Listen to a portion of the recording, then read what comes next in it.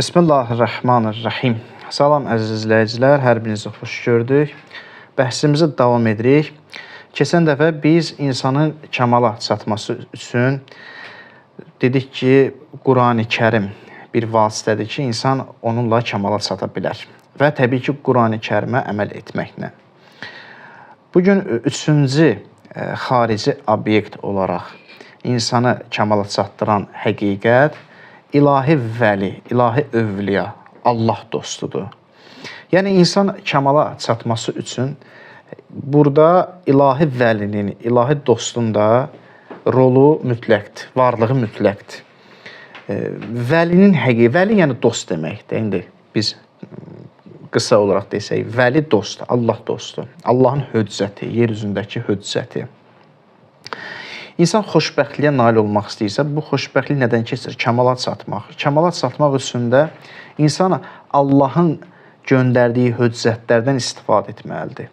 Onların vasitəsi ilə o xoşbəxtliyə, o nəzərdə tutduğu kamil insan ki var, o kamil insan o zaman ola bilər ki, o ilahi vəlidən istifadə etsin, onun vasitəsi ilə addımlar atsın. Bəli, insan Allah dostuna, insan Allahın höccətinə ehtiyaclıdır. Bunu insan mütləq şəkildə bilməli ki, mən Allahın höccətinə ehtiyaclıyam. Bilirsiniz, elə məsələlər var ki, ilahi höccət də dedikdə, məsələn, peyğəmbərlər. Bizim peyğəmbərə ehtiyacımız, biz oturub bunu araşdıranda əqli dəlilə əsasən bu şey gəlib çatır ki, bəli, mənim peyğəmbərə ehtiyacım var, peyğəmbər olmalıdır. Bəzən iradlar edirlər, belə iradlar var ki, məsələn, peyğəmbərə nəyə ehtiyacı var? Peyğəmbər gəldi, getdi və salam. O dövr üçün peyğəmbərə ehtiyac var idi.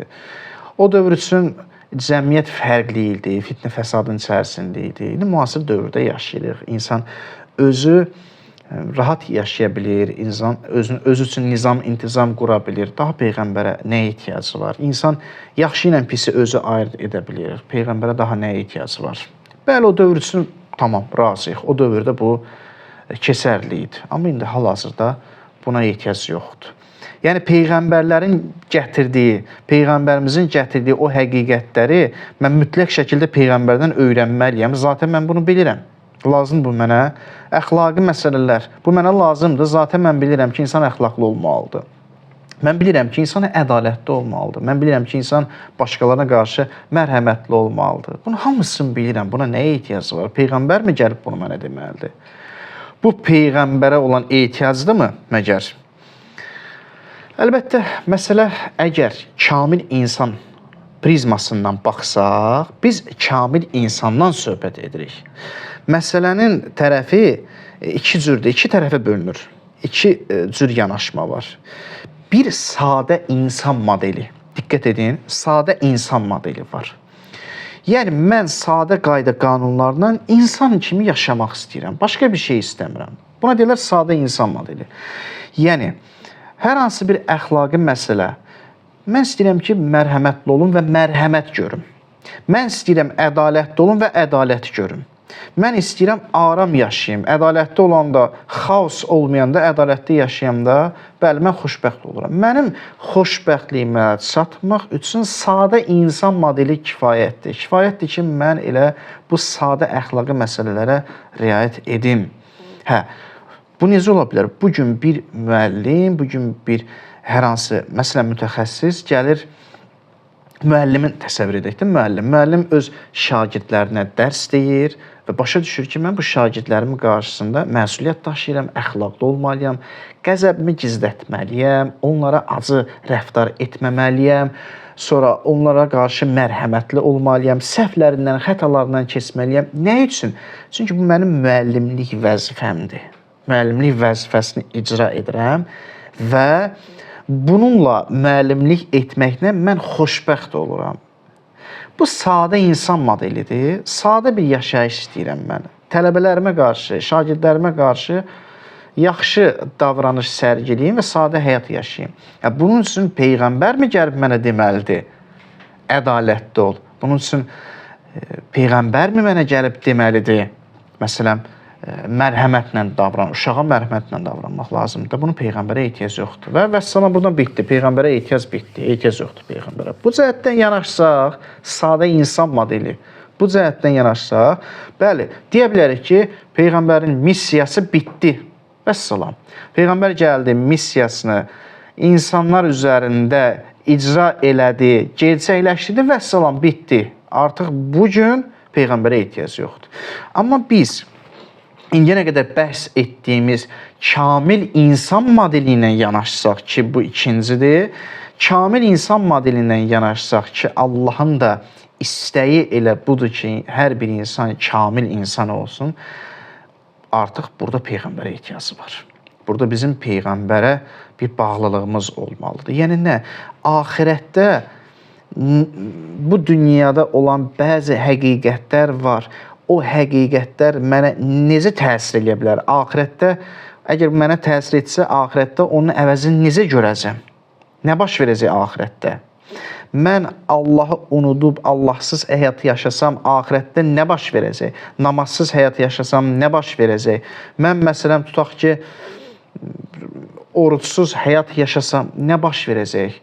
Mən, məsələn, bəzi incə məsələlər var ki, haramlar var ki, onlara riayət etməsəm, axirətdə nə baş verəcək? Bunun artıq peyğəmbərə ehtiyacı var. İnsan burada peyğəmbərə ehtiyac hissini duyur ki, yox, bəzi məsələ var ki, mən bunu ağlımdan gəlib çata bilmərəm. Bu müəllimlik məsələsi deyil ki, mən onların qarşısında əxlaq sərgiləyim. Bu əxlaqın da fövqündə olan irfani, dərin həqiqətlərdir ki, mən onlara riayət etməsəm, qiyamətdə, axirətdə mənim üçün bəzi problemlər çıxacaq. Əlbəttə, bu məsələ o kəsə aiddir ki, inanclı şəxslərə aid edirik. Dünyada elə məsələ var ki, bizim ağlımız ona gəlib çatmır, ağlımız onu dərk eləyə bilmir. Bunun üçün Peyğəmbər vəhy lazımdır. Peyğəmbər gəlir, bizi düzəldir. Bizə həqiqətləri çatdırır. Quran nə deyir? Quran deyir ki, İnnəkə ləalə xuluqun azim. Peyğəmbərə deyirsən, böyük əxlaq sahibisən. Hətta belə tərcümə edilir ki, sən böyük əxlaqın, əzəmətli bir əxlaqın fövqündəsən. Yəni, Peyğəmbər, sən sadə insan modeli üçün gəlməmsən, sadə insanlar yetişdirməyə gəlməmsən. Sən əxlaqın da fövqündə olan bəzi həqiqətlər var ki, kamil insan üçün bu lazımdır, o həqiqətləri bilməlidir. Sən bunun üçün gəlmirsən, belə bir insan yetişdirməyə gəlmirsən. Yəni, dünyada bizim əməllərimizlə axirətin bir bağlılığı var. Bir bağlılığı var və o bağlılığı bilmək üçün vəhyə ehtiyac duyulur. Peyğəmbərə ehtiyac duyulur. Məsələn, həmişə bu misalı deyirəm, Qurani Kərimdə tutaq ki, yetimin malını yemək insanın qarnının odla dolmasına səbəb olur. Quranın məsələn ayəsidir.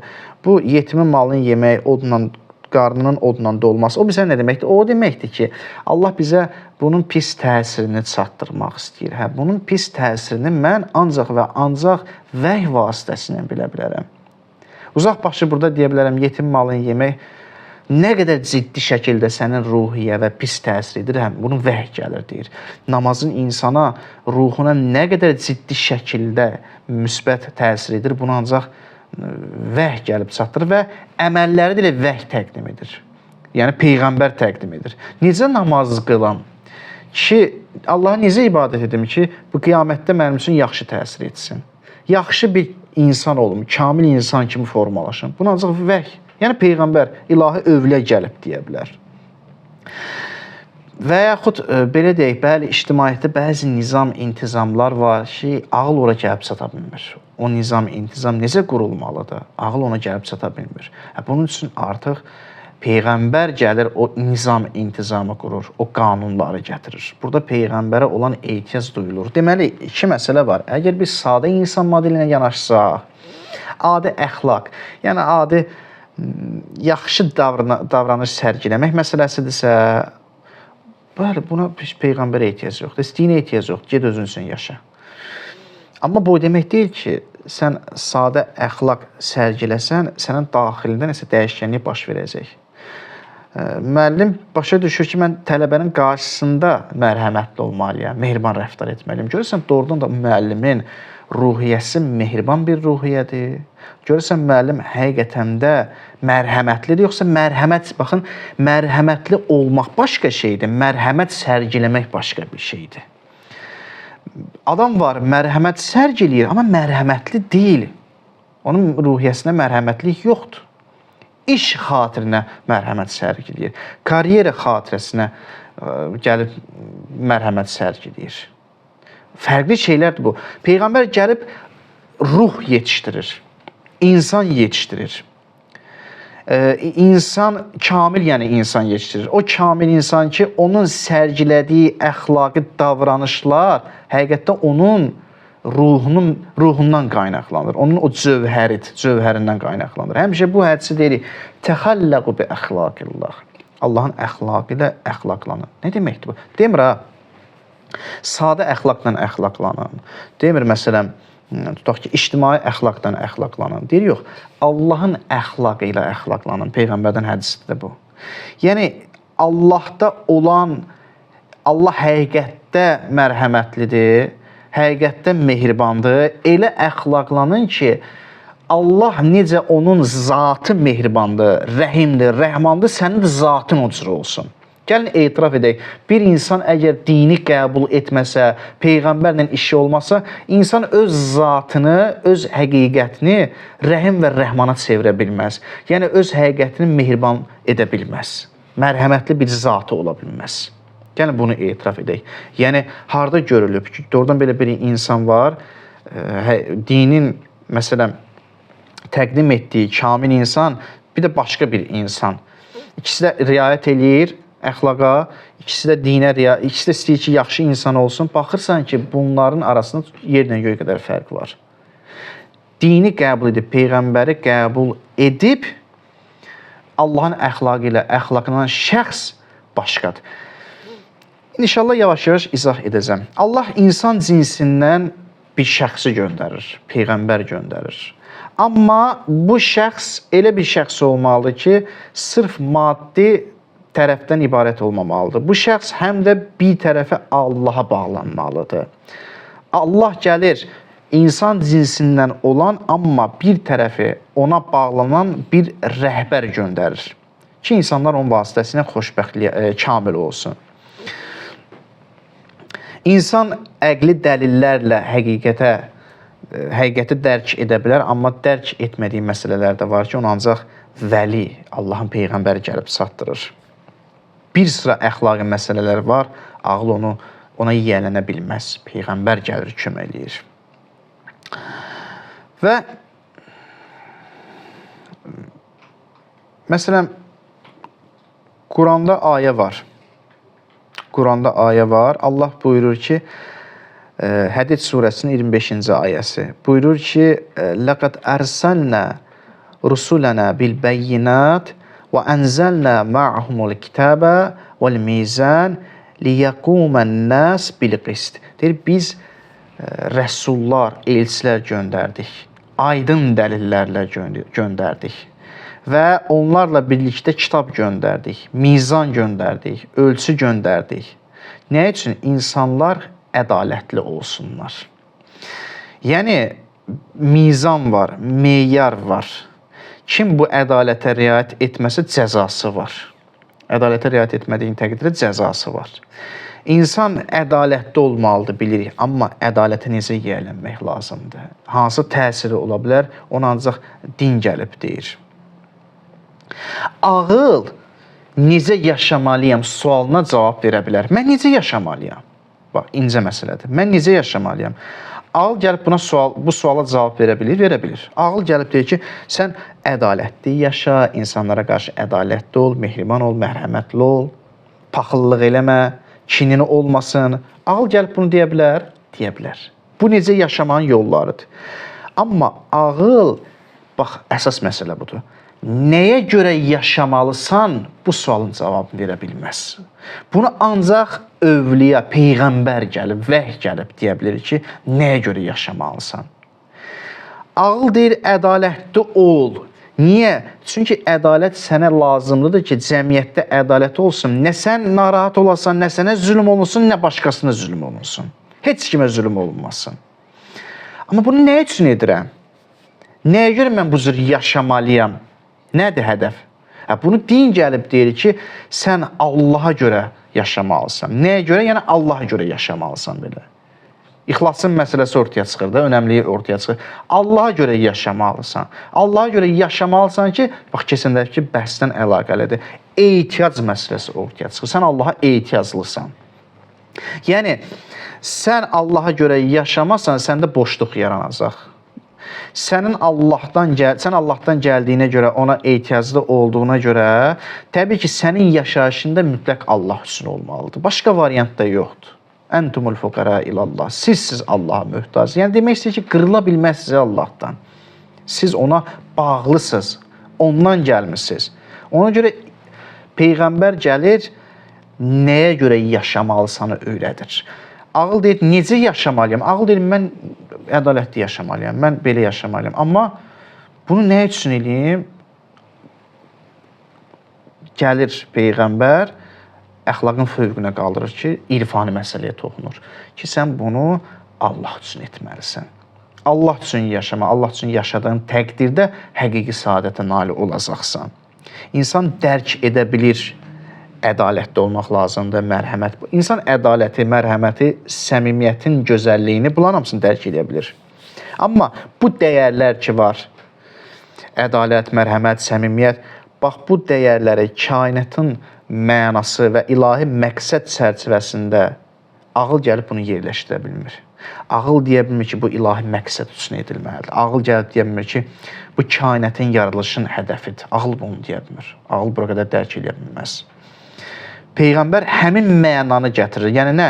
Dəyərlərin nədən doğduğunu və hara apardığını göstərir. Peyğəmbər deyir ki, bu dəyərlər ki var, bunu dünya ilə məhdudlaşdırma. Dünyada xoşbəxtliyin üçün məhdudlaşdırma. Ki, dünyada sənə zülm olmasın. Yox, bunun üçün məhdudlaşdırma. Dünya mənafeylərin üçün məhdudlaşdırma. Sən bilməlisən ki, bu dəyərlər hardan doğur? Bu dəyərlər Allahdan doğur. Allahdan gəlir və bu dəyərlər səni Allaha aparır. Bax, din, deməli, Peyğəmbər gəlib bunu çatdırır, insanlara bunu çatdırır. Və bu əməlləri etməsən, pis insan kimi yaşasan, hansı təhlükə olacağını din gəlir göstərir. Məad bəhsi ki deyilir, məad bəhsi, ölümdən sonraki həyat. Ölümdən sonraki həyat nədir? Yəni bizim əməllərimizin hansı təsir edəcəyini, hansı təsirin olacağını, qiyamətdə hansı təsirin olacağını, həmin o məad bəhsi ki, Allah məaddan danışır, ölümdən sonraki həyatdan danışır, oradakı əməllərin nəticəsindən danışır. Bax, onun məad bəhsi gəlir, bizə göstərir, o həqiqəti gəlir, bizə çatdırır. Ahirətdə nələrin təsir edəcəyini insan bilə bilməz, tək başına bilə bilməz, ağıl buna çata bilməz. Bunun üçün ilahi hüccət lazımdır, ilahi hüccət gəlir, kömək edir. Adi elementar misal dedim, orucun böyük bir təsiri var insan üçün qiyamətdə, müsbət təsiri var. Mən oturub fikirləşə bilməzdim ki, mən orucu tutmaq üçün hardan başlayayım. Bəli, bilə bilərəm ki, ağlım ora çata bilər ki, müəyyən qədər insan yeyib içməkdən çəkinməlidir. Amma bəzən insan bunu nəzər edə bilər. Fikirləşər ki, yeyib içməkdən o görə çəkinməlidir ki, mənim sağlamlığımda problem olmasın. Yoxsa çox yeyib içirəm, bədənimə ziyan olur, zərərli olur. Amma bunu məhdud çərçivədə fikirləşdi. Din isə gəlir, deyir, yox, filan saatdan filan saata qədər yeməyəcəksən, içməyəcəksən. Nə üçün? Çünki bu təkcə sağlamlıq məsələsi deyil. Bu nədir? Həmin o bayaq dediyim məsələ. Nəyə əsasən yaşamalıyam? Yəni, Allah məsələsi. Allah üçün bunu eləyirsən. Allahdan bağlantın qırılıb və bu oruz vasitəsilə yenidən Allaha bağlanırsan. Səni ora aparır. Quran buyurur, Cümə surəsinin 2-ci ayəsində Yətlu aleyhim əyətik və yüzəkkihim və yuallimuhumul kitab vəl hikmə. Buyurur ki, Peyğəmbər haqqında deyir də, buyurur ki, o Peyğəmbər gəlir, onlara öz Allahın ayətlərini oxuyur, onları təskiyə edir, tərbiyə edir və onlara kitabı, hikməti öyrədir. O tərbiyə metodu da nədir? O adi tərbiyə deyil. valideynin övladına olan tərbiyəsi deyil. Bu ruhi bir tərbiyədir. Ruhani bir tərbiyədir. Ruhani bir tərbiyəni də ancaq o kəs edə bilər ki, o ruhani aləmdən gəlsin. Ya Cabir, əvvəlu ma xalaqallah nuri. Peyğəmbər Cabir, sahabəsi olan Cabirə deyir. Deyir ki, ey Cabir, bil ki, Allahın ilk yaratdığı şey mənim nurumdur. Və mənim nurumdan bütün xeyirlər yaratdı. Yəni, mənim bir ruhani tərəfim var yaradılışda və mənəm ki, sizin ruhani tərəfinizi təşkil eləyə bilərəm. Mənəm ki, sizin ruhani tərəfinizi tərbiyə edən, mən ancaq eləyə bilərəm. Bunu edən mənəm, adi insan bunu bacarmaz. İnsan bunlara baxanda, bu şeyləri düşünəndə başa düşür ki, həqiqətində Peyğəmbər ilahi övliyanın varlığı zəruridir. İndi gətirib bunu sırf ictimai məsələyə bağlasaq, artıq nizam-intizama ehtiyac yoxdur filan. Amma məsələ təkcə nizam-intizamla ölçülmür də. Ola bilər sən məsələn yaxşı bir nizam-intizam qurasan, Peyğəmbərə ehtiyacın olmasın. Amma məsələ budur ki, nizam-intizam ruhani tərbiyədən başlayır. O həqiqi ruhani tərbiyə gerçəkləşəndən sonra o nizam-intizamda axıra qədər gedəcək. Orada ədalət olacaq. Orada həqiqi mənada, sözün əsl mənasında ədalətə riayət olunacaq. Bəzən deyə bilər ki, axı Peyğəmbərin dövründə o nizam quruldu, yenə bəzi ədalətsizlikdə Peyğəmbər tərəfindən olmadan nəfs söhbəti var burada. Əgər həqiqi mənada nəfsin islahından insan məşğul olsa, o ədalət bərpa olacaq ki, buna da misal olaraq nəyə gətirirlər? Ki, Peyğəmbərin bu missiyasını tamamlayan şəxs kim olacaq? İmam Zaman əleyhissalam ki, o gələcək elə bir cəmiyyət quracaq ki, orada nizam-intizam olacaq və hədis var, Allah İmam Zaman əleyhissalam insanların başına sığal çəkəcək, insanların ağlı artacaq. Yəni nə? İnsanlar artıq həqiqəti görəcək, tərbiyə olunacaq. Artıq o dövrdə, məsələn, ədalətsizlik etmək, zülm etmək bu çox pis bir şey sayılacaq. Çox pis bir şey. İnsan başa düşəcək ki, mən bunu niyə edirəm ki? Bunu etmək çox mənasızdır. Bu həddə gəlib çatacaq. Bu da növbəti insanın kamala çatması üçün həqiqətidir ki, o da ilahi vəlidir, ilahi övliyadır. Bəli, insan kamil olmaq istəyirsə, mütləq şəkildə Peyğəmbərin vasitəsi ilə bunu icra etməlidir. Bugünkü bəhsimiz bura qədər. Növbəti söhbətlərdə görüşənədək. Sağ olun, salamat qalın.